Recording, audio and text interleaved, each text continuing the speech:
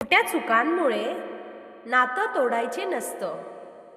एखाद्या छोट्या गोष्टीवरून, क्षुल्लक कारणावरून आपण कधीकधी एखादं खूप मूल्यवान नातं तोडून टाकतो आणि नंतर उरतो तो फक्त पश्चाताप.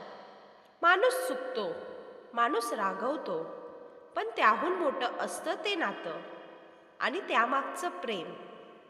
एक छोटीशी चूक, एक वाक्य, एक क्षणाचा राग, त्यामुळे नाती तुटू नयेत, कारण ती सहज मिळत नाहीत.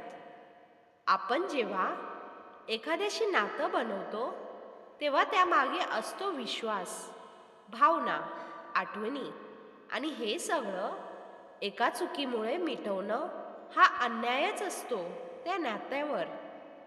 माफ करणं आणि समजून घेणं हाच खरा मोठेपणा आहे.